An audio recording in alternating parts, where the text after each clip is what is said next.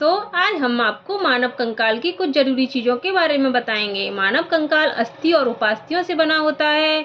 हमारी अस्थियां होती हैं वो कैल्शियम कार्बोनेट की बनी होती हैं और इसमें ओसिन प्रोटीन पाया जाता है। उपास्थि कैल्शियम फास्फोरस की बनी होती है और इसमें कॉन्ड्रिन नामक प्रोटीन पाया जाता है। मानव हड्डियों में एक जालकानुमा संरचना होती है जिसे बोन मैरो कहते हैं। उसमें हमारे ब्लड का निर्माण होता है और मानव शरीर में 206 हड्डियां होती हैं।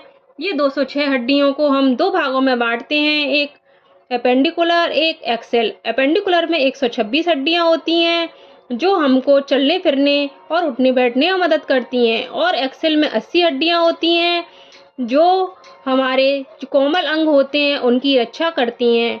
इस एपेंडिकुलर में 126 हड्डियों को इस तरह से बांटा गया है।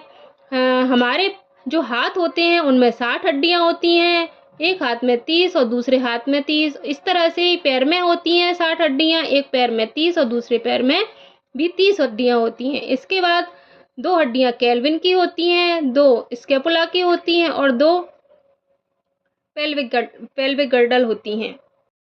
तो आज हम आपको मानव कंकाल की कुछ जरूरी चीजों के बारे में बताएंगे। मानव कंकाल अस्थि और उपास्थियों से बना होता है। हमारी अस्थियां होती हैं वो कैल्शियम कार्बोनेट की बनी होती हैं और इसमें ओसिन प्रोटीन पाया जाता है।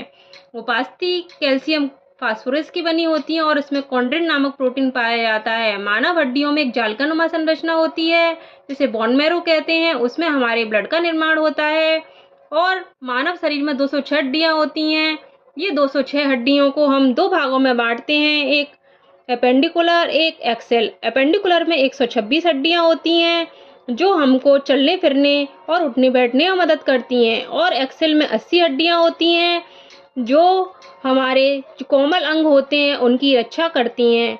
इस एपेंडिकुलर में 126 हड्डियों को इस तरह से बांटा गया है। हमारे जो हाथ होते हैं उनमें 60 हड्डियां होती हैं, एक हाथ में 30 और दूसरे हाथ में 30। इस तरह से ही पैर में होती हैं 60 हड्डियां, एक पैर में 30 और दूसरे पैर में भी 30 हड्डियां होती हैं। इसके बाद 2 हड्डियां केल्विन की होती हैं, 2 स्कैपुला की होती हैं और 2 पेल्विक गर्डल होती हैं।